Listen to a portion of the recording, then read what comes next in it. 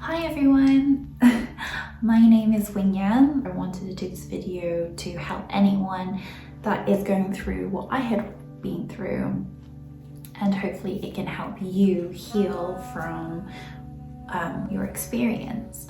I just want to put a disclaimer out there. I am not a doctor. I just want to share with you how I got through, well, I'm still healing now. I'm at that acceptance stage about it, but hopefully this video will help you to go through the journey of healing from the miscarriage and accepting it too. So I'll give you a bit of a backdrop with my story.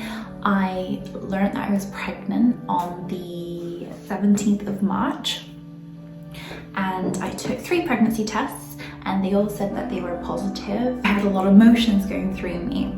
For example, I was nervous, I was not ready in terms of financial readiness or even maturity. I felt like I wasn't ready to be a mother.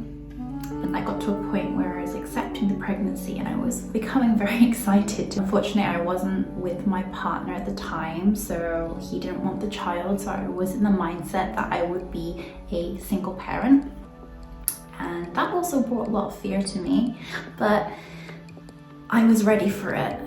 So when I booked my appointment to see the midwife for my first scan, I actually started bleeding, and it was spotting at first, and I was reading up online that it's normal to be spotting, but I also was in fear because I know that it could be a miscarriage that I'm experiencing. So I was very uncertain at the time. I was spotting, and then I started bleeding, and I knew something wasn't right. So I went in for my scan appointment, which was on the 24th of March.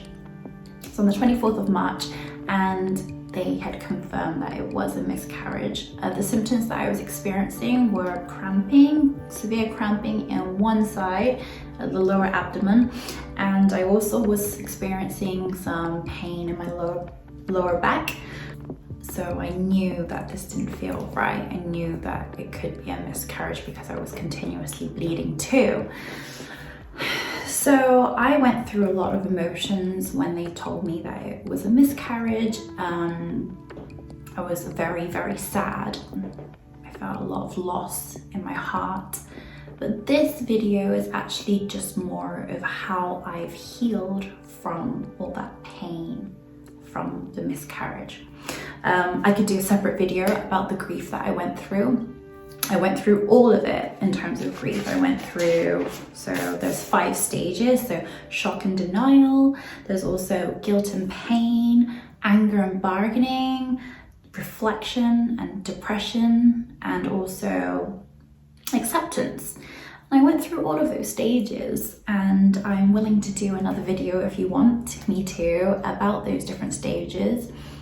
It's only taking me 6 or 7 weeks to overcome and accept this miscarriage. For some of you, it'll be different. It might take you a shorter amount of time or longer. I've experienced death in my life. So my father passed away when I was 16. So I've been through the grievance process before. And I think that's why this time around, it's taken me a shorter time to recover or to heal from it. When I learned about my father, it took me 5-6 years to recover from that. So I think it's because I've experienced grief before, and I'm learning that it's okay to feel all these emotions. But let's get started with the 5 things that I recommend to do to heal from this miscarriage process. Number 1 is time. Take your time. Slow everything down. Once you found out about this miscarriage, you want to experience those feelings of sadness. I was very sad. I was crying a lot. I just didn't want to do anything. And I allowed myself to feel those feelings because you need to, because you're in shock and pain. It might be emotional pain, physical pain. It's really important to just slow things down and take the time that you need to heal heal. As they say, time is a healer. And I really believe in this quote. Time does heal. But you need to allow yourself to heal from this miscarriage. Number 2 is self-care. And I know everyone says it, but how do you care for yourself? These are the things that I did to look after myself. So first of all is eating well. So before I was eating well, I allowed myself to eat chocolate, to eat crisps, all those comfort foods to bring a little bit of joy or happiness in my life. But when I got to more of a stage where I was not wanting to be down anymore, I realized that I need to nourish my body. So the Chinese believe that you need to nourish yourself because your body is going through so much with this miscarriage. It needs to do a lot, you're losing a lot of blood, so you're low in iron. So I've had to eat a lot of spinach, but also the Chinese believe cleansing, you need to cleanse the body, so a lot of ginger and chicken, but just nutrients to feed the body. I also was green juicing every day to ensure that I was getting all the right vitamins to allow my body to go through this process. But also eating healthily helped with boost my mood too, because you can feel quite sluggish when you're eating a lot of bad food, so it's good to nourish your body in a different way. Also, exercise. I don't like exercise. I'm not the type to be gymming every day. But I know that the exercise would be good for me, you know, producing those endorphins, sweating out all the toxins, and also just taking your mind away from the overthinking that you might be going through. I went through a lot of overthinking, you know, how could I have done better, all of those things, but that wasn't really healthy for my mind or my body. So exercise, the exercise that I did was yoga. I love yoga because I'm not a big fan of meditation, but I know that meditation is really good for you and good for your mind. So yoga has some meditation in there, so you can just relax and move your body. I love doing all the vinyasas and the flows just to get some energy into different body parts. So yoga really helped me in terms of my mental state. And also I was trying new things. For example, basketball. When it was sunny, I would go out and just try and shoot some hoops. I tried to take myself for walks because we were in lockdown at the time, so there wasn't a lot to do, there weren't many options, so I would try and take myself on a walk every day for about 20 to 30 minutes, and that was great because breathing in the fresh air, looking at the scenery, just taking your mind away from, you know, the miscarriage, and just allowing yourself to take a breather and actually live in the present moment. So there were days where I just didn't want to go out for a walk, I just wanted to cry, but I forced myself to go and walk because I knew that was going to help me and make myself feel better, and afterwards I did feel better. In terms of my mental state, apart from the yoga, I would write in my gratitude journal. So this is the gratitude journal I bought online, and it's really cute. I'll put a link down below so that you can see where I bought it from. This really helped me because you can write little positive things every day, but it also helps you to reflect on the month. So for example here, I don't know if you can see, but for example it says things that you were challenged by each month, things that you're grateful for, and this allows you to reflect on the month, and this really helped me in the month of March and April to reflect on the miscarriage.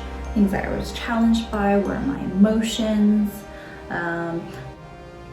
just the pain that I was feeling in my lower abdomen, and the bleeding was constant as well, but this allowed me to just write all those thoughts down.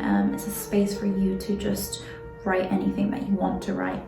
And I find that writing really helps me to understand how I'm feeling and thinking at the time. So yeah, this is a great way. Or I recommend either journaling. Journaling I don't really do often, but when I feel the need, when I feel like I need some sort of outlet, I would just write all my feelings down. So that really helped me too. Okay, let's move on to number 3. Number 3, I would say, is to talk to someone. It could be anyone. Your friends, your family, your counselor. I'm currently using BetterHelp. I'm not advertising it, but I use BetterHelp because I have a counselor on there that I trust and that I'm able to just talk to. And she's great. She helps me to just level myself. She is not giving me advice on the pregnancy or anything like that, or the miscarriage. She's just there, someone that I can talk to. And I find that really great because sometimes you just don't want to have that judgment. And yeah, she really helps me just let everything out, I guess. In terms of friends and family, my family have been great. My mum and my sister, they are willing to listen to me. Sometimes they don't know what to say to me because they haven't really, my sister hasn't experienced what I've been experiencing, and that's okay. I think part of me wants her to be able to say something to make me feel better, but at the end of the day, the only person that can make you feel better is yourself. And it takes a lot. It takes a lot because you're just wanting someone to remove that pain for you, but all you can do is help remove the pain for yourself by healing and going through all these steps. I would say if you have a partner, which I don't have, so I wasn't able to rely on my partner, but yeah, just having someone to talk to. At the time, so the first 2-3 weeks, I was a hermit. I didn't want to talk to anyone. I went inside myself and allowed myself to feel all the emotions I was feeling, and then when I was ready, then I would talk to people. But I did have counselling once a week, so that really did help me too. I would say talk to as many people as possible, even if people that you don't know. I even went online to talk to mothers or people that experienced miscarriages too, and just had a quick conversation to see how they were going, what they were going through, and see